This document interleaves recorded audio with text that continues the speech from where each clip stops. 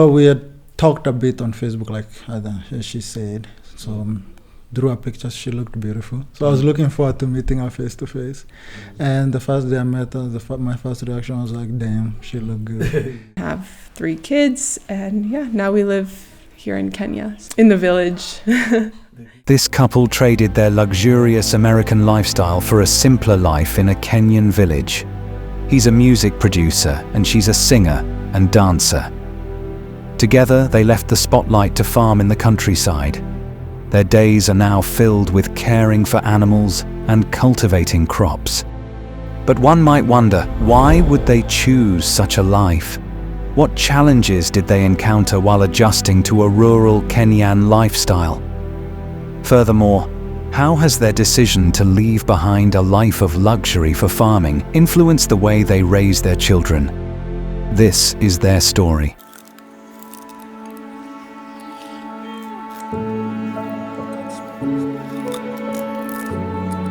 Today, we return to Kenya, a country renowned for its captivating and inspirational stories. Mackenzie was born and raised in the United States, enjoying a loving family and a pleasant childhood. She found her passion in dance during her teenage years and pursued her artistic interests by studying theatre and dance in college. My name is Mackenzie. I've been given the Meru name of McKenna, but Mackenzie Lemiri is my name.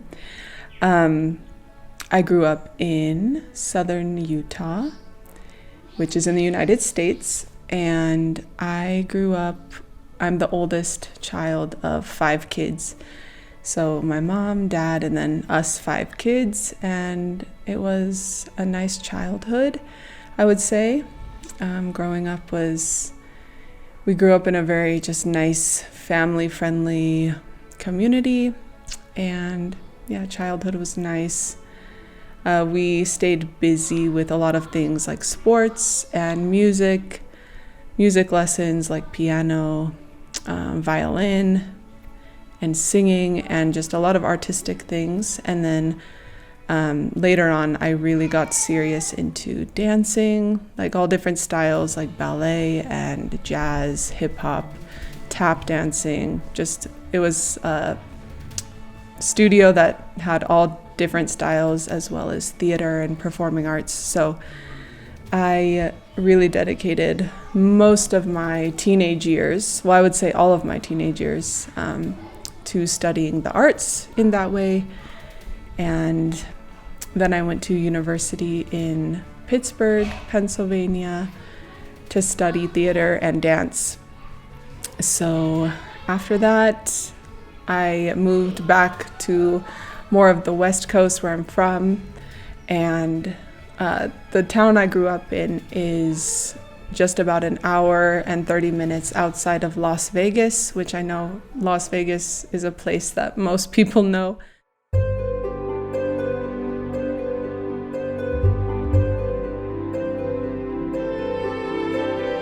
George, on the other hand, hailed from Kenya. After completing his secondary education, he ventured to the US for university studies. Transitioning from rural Kenya to the US posed initial challenges, particularly with the language barrier, but George adapted and persevered. My name is George Kenyan Lemiri. I was born in Kenya. I'm from a Bantu tribe called Meru. And grew up in Meru all my life. I went to primary school here, went to secondary school here, and then I ended up going to United States for university. That's how I ended up going into US. And then now currently I'm back home in rural Meru, in the village called Ngondone. Yeah. Tell us a bit of your life in the States, like the day you landed in the States, going to school. Give us a bit of experience, like what was shocking you, what was new to you, and how was the experience in general? The first time I went to US, it was scary for me. I'd come straight from the village. I didn't even, the only 2 times I went to Nairobi was when I was going for my visa, and then the next time I was leaving Kenya is the second time I was in Nairobi. So I was a village boy. I had no idea what a plane looked like other than seeing them in TV or seeing them flying by. So my first flight to US, I got lost at New York airport. I got there, and a village boy could not barely speak English, and if somebody spoke to me, I had to translate that sentence into Kimeru language first. I answered it in my head, and then I translate in English. So that communication was taking a few minutes. So when I passed by the TSA, they told me, take downstairs, go upstairs, and go take a tram. But I did not hear tram. I had air train. So me being a village boy, I was trying to combine air and train. That's what I heard. I did not hear tram. So I did what they told me, went downstairs, went up, and I'm standing right there. This tram keep passing. But for me, I don't know if this is what I'm supposed to take. So I'm standing there for an hour, 2, 3, waiting for my air train. So I'm still waiting for my air train. And then there was a guy that came and asked me, he saw me standing there for a while and asked me, what am I doing? And I told him I'm waiting for air train. I couldn't really speak, I had to write it down. And he was an African American, and he laughed at me for 10 minutes. It's like, it's not called an air train, it's called a tram. But then, he showed me the one that's coming, getting there. I almost missed my flight to Georgia because that's where I went fast. But my biggest challenge was communication. I was not fluent in English. I was fluent in writing English like every other African village kid. But when it came to articulating myself, it was hard. But it was a challenge. It took about 6 months before I could completely get clear, sentences that following each other. Yeah. Their paths crossed when Mackenzie, also a music enthusiast, caught George's attention. He, a record label owner seeking a female singer, found in Mackenzie not only talent but also with similar interests. Fascinated by her beauty, George didn't hesitate to express his feelings. Just tell us how you met Mackenzie. According to you, what was that day? The first day I met her. According to you, how the day was, and then she's here. Well, we had talked a bit on Facebook, she said. So drew her pictures, she looked beautiful. So I was looking forward to meeting her face to face. And the first day I met her, my first reaction was like, damn, she looked good. Yes. And she mentioned, I came on hard on her, telling her she's beautiful and everything. She looked beautiful. I liked everything about her. And I told her the first time I saw her. To her, it was strange. To me, I'm one of those Africans, mapema your best. You say what you see, you say what you feel right away. So that's what happened. Yeah. Okay. George was going to school in Las Vegas, and he had also started his own music record label. So he wanted to be in the business side of the music industry and started his own record label. And he was looking for a female singer, an artist that he could represent. So that's how we got introduced, because he was looking for a singer, and I grew up singing, and I happened to be living back at home, kind of looking for some direction and the next thing that I was going to do in life. So it just happened to work out really well, where we were introduced and we met and did a few music projects together, and the rest is history, I guess. Now we've been...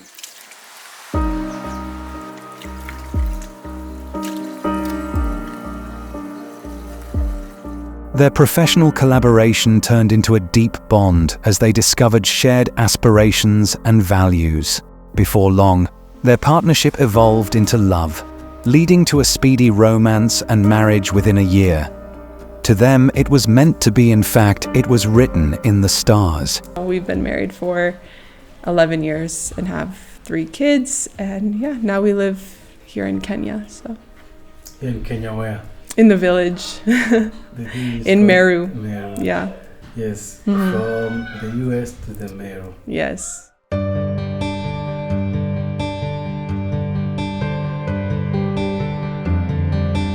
Mackenzie's family embraced George warmly, and together they built a joyful household blessed with 3 children, completing their family. My family, I feel like they've all loved George from the beginning. He's a very like good people person. He's always like happy and making jokes and smiling and making everyone laugh. And I think no one had a problem with him at all, like from the very beginning. I remember the first time I brought him to like my parents' home, and he was just sitting on the couch, like he was very polite, because I think he was raised to be that way, so he was very polite. And my mom remembers him being just like very polite and very good like manners. Oh, nice. So I think he won them over quickly because he was that way. He was they very. To go back to the parents now. Were you with your in-laws? How your first experience? You met like people from George's side. You live on George. Now George is yours and everything, but now his people. How did they receive you? What did you feel?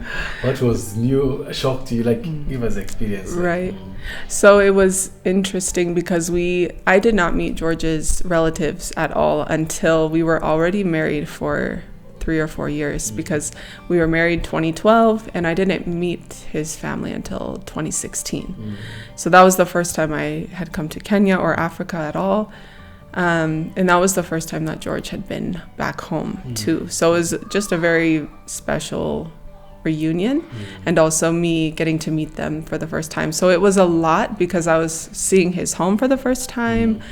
I was meeting his parents for the first time, his sister, his aunties, everybody, yeah. Yeah. So it was a very good experience, and they were all very welcoming, wanting to take a lot of pictures and just eating so much food, African food.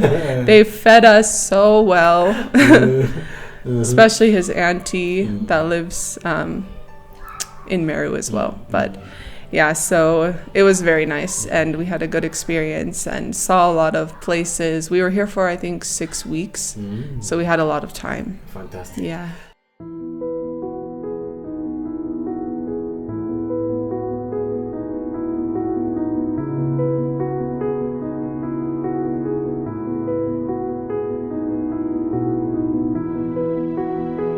Despite their initial encounter in the US, the couple opted for a simpler life in Kenya, George's homeland. They relinquished their glamorous and celebrity lifestyle to embrace farming in the rural village where George grew up. Tending to animals and managing various businesses, including tourism, became their new way of life. With safari, we do local tourism, but we also do international. People come, so mostly from the United States. So we bring people here and we put together different itineraries for them so they can see Kenya. They can see some of the most famous, like Masai Mara and, the famous game parks, and it's a good experience. We always love doing that. So we have a few safaris happening later this year. So yeah, that keeps us busy as well, because then when they come, George goes along for the whole safari, so he'll be gone for like 10 to 12 days at a time. So that keeps us pretty busy as well. Fantastic. Yeah. And me having grown in the village, farming was in me. I grew up near my grandma. I grew up farming potatoes. I grew up, seeing animals, seeing mira. I grew up with corn, corn which is maize. I grew up with beans. So I naturally went into farming because I'm a farmer at heart. I grew up in the farm. I grew up in the village. All village boys grew up. I love the fact that even your kids, you are teaching them to that culture. Yes, like they can hold rabbits. Oh my God, they can get sugar cane from the shamba and eat. And eat it. They like I landed my daughter Kirote. When she was younger, she'd go and get hold of a chicken by the neck and come and say, "Daddy, we need to eat this." so they are aware where their food comes. It comes from the farm. So that's how farming came naturally, because that's what I grew up doing. That's what I grew up seeing around me. My mom and my mom was farming. My dad was farming. My grandmother was farming.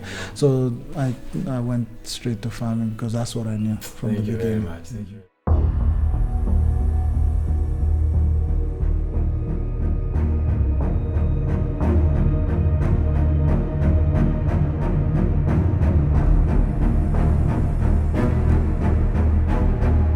George explains that returning to Kenya offered a sense of freedom and opportunity not found in the US.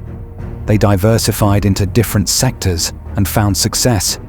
Kenya became their home, and they have no plans to return to the US anytime soon. So as an African, we African men usually have, especially now in Kenya, we say mapema is best. So meaning like get things done early, quick, get done with it. So as an African man, you know, when you're married, what else are you waiting for? Start having kids. Bam, bam, bam, have kids. So that's how we started. So we slowed down on music and we decided we'll move back to Kenya and back to the village.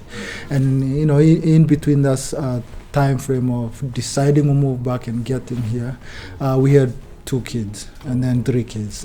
And for the kids, since we were into the artistic world and music world, we put them into acting as well. So you know, our kids were featured in a couple movies. There's a series that one of our kids was featured in, Liam. London did a couple shoots for, I think it was Target. It's a big corporation. But then as we were preparing to move to Africa, one thing we realized is we need to come and create a source of income in Africa so we can be able to sustain ourselves.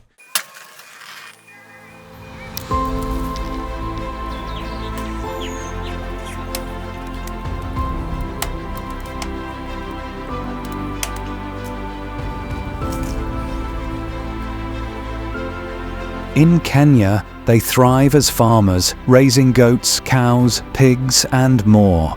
Their focus on producing and selling honey, pork, and coffee has garnered attention, with exports reaching the US and beyond. So what are we up to today? We are doing so many things, but we have, George and I are both like just very passionate about business, and we have 2 businesses. So we have a farming business called Lemiri Farms, and then we have a tourism safari business called Lemiri Travels. So 2 brands, 2 companies, and within the farming we're doing our main things we're doing is we have a coffee product that we do honey and pork.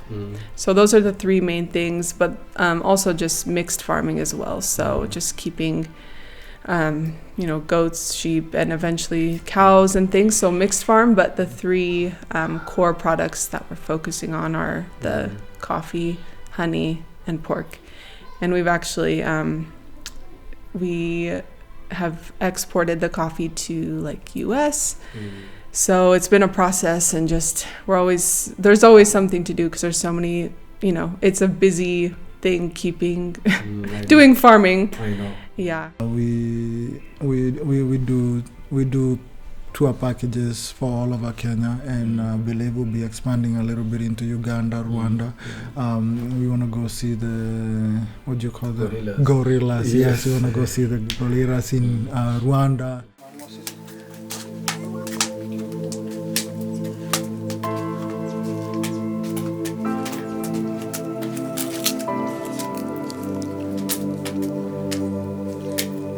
Mackenzie encourages others to embrace diverse cultures and pursue love wherever it may lead. Today, she finds fulfillment as a happy mother of 3, embracing the joys of African farm life.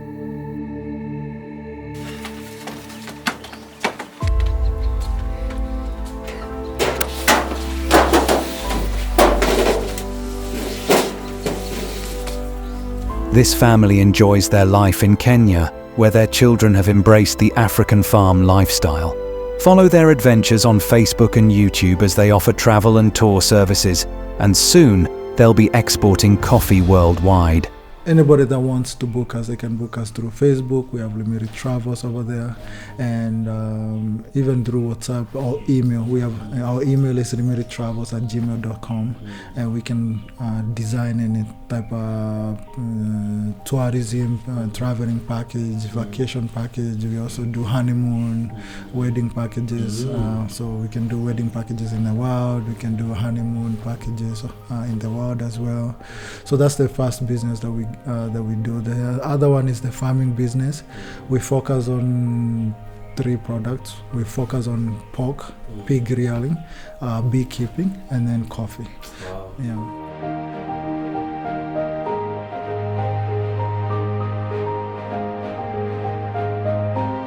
Thanks for watching. I am Simon Greenwood, and this is Afrimax English. Please remember to subscribe.